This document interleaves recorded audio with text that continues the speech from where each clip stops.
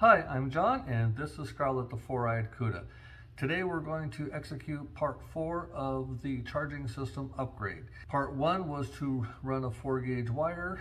Part 2 was to make a bracket in order to mount the fuse block. Part 3 was to mount the fuse onto that new bracket. So part 4 is replacing the stock alternator. The stock alternators for 70 and 71 ran between 37 and 50 amps at max output, which by today's standards is very minor. And I've noticed at times driving home from a car show with the lights on, with the air conditioning going on, just to deal with the humidity in Florida, sitting at idle at a stoplight, things are a little rough, and I have to give it a little RPM in order to keep things going correctly.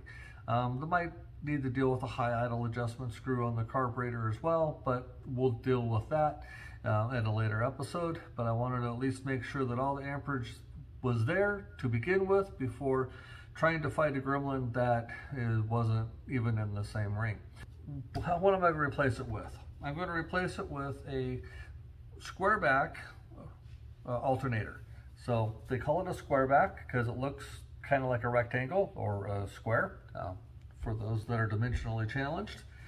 The output screw is still right where it's supposed to be, and it has the 2 field wires, so it uses the stock hookups. I got this from partshound.net or sniff out parts on eBay. He makes these suckers. I put some blue painter's tape over the price because I don't know when you're going to watch this, and I don't want you to complain that he raises his price by the time you read this. So what makes these alternators so special? Well, he remanufactures them. So these alternators start at 60 amps at idle, where you need it the most, and they are built to make close to 100 amps.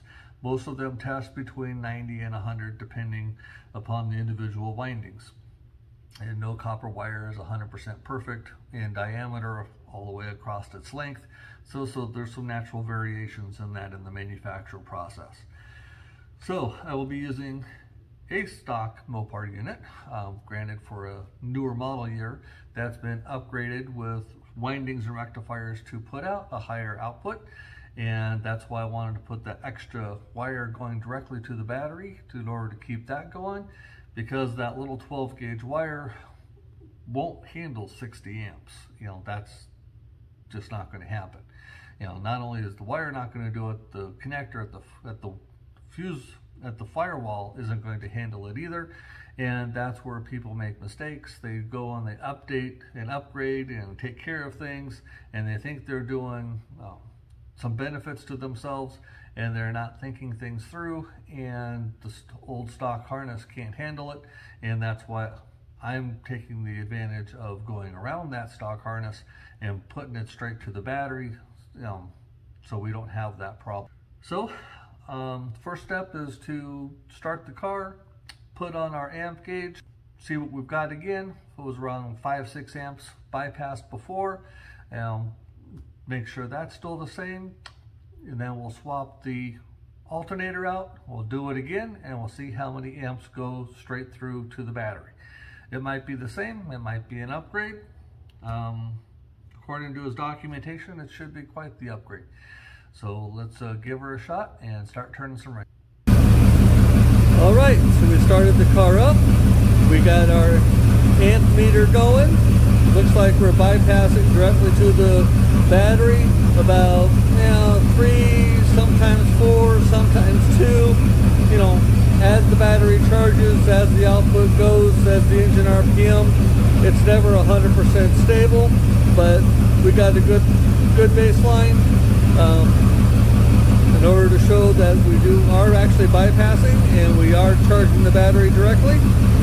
So let's shut her down and swap the alternator.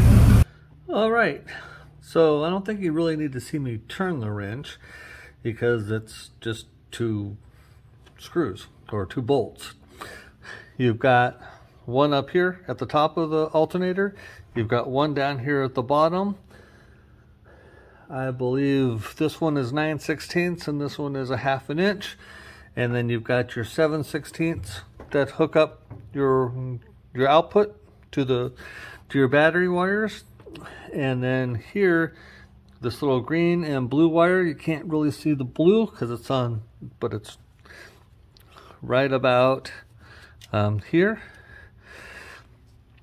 And those just, pull off. Standard connector.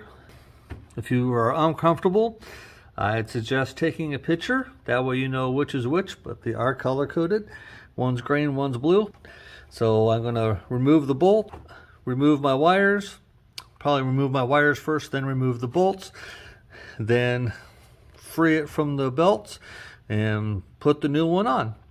Just as a tip, if you've got a big block like I do, I don't know if this is going to show up on the video very well, but you can see there's a line in that. Essentially you have a multi-part spacer, and they do that because they don't know what type of configuration you have.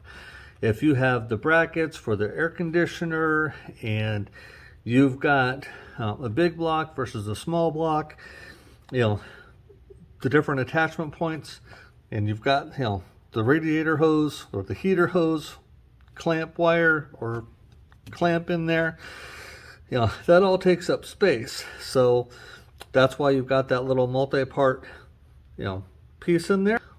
It's great from that perspective, but at the same time it's multi-part, so it might take a little bit of finagling to get it all lined back up correctly and in one piece, and you might be dropping parts here and there. So just be prepared and don't stress yourself out. So let's get this done. Okay, it's off. As you can see, it's out of the way. My wires are dangling. My brackets are still in place. All I have to do is just reinstall it and put it in. You might want to make note before you do this how your wires are ran for some of your ignition wires, because you can see ignition wire, coolant temperature, how that just went straight in there, so that you don't make a mistake and pinch a wire or cause a problem. Let's clean her up, reattach everything. Okay, not sure if you can see this, but I think this is working out great. I have a pair of 1/2-inch hose pliers, and so that fits around that perfectly to hold that in place while I tighten up the bolt. So I would think any pair of pliers would work, but because these are round, they go around that pretty well and hold it in place, and so it just worked out perfect. So I wanted to. Okay, the alternator is in. The belts are on, and it is all torqued into place. So how did I get the belts hooked up and with the right tension? Well, if they make a little adapter hook, that I call it, and these hook onto the ribs of the alternator, and then the standard 1/2-inch hex square drive with a torque wrench, and per spec it needs to be 80 foot-pounds of torque for a belt that has been used. And the definition of a used belt is any belt that has been put on and torqued once. So if you put on a brand new set and you torque it, I think it's at 100, take them off and put them back on because you were doing a test fit. The next time it's 80. Now, once is once, and that's what once is. So that's that part. And so now let me pause the video and then start her up. I'm sorry I'm not showing that process, but it was really difficult to do by myself, to have this on, push forward, get the right reading, and then with the other hand tighten the bolts. It's better off as a two-person job, just to do the work, yet then again try to run a camera as well. So that's my phone. Hold on. That was my girlfriend's spam risk.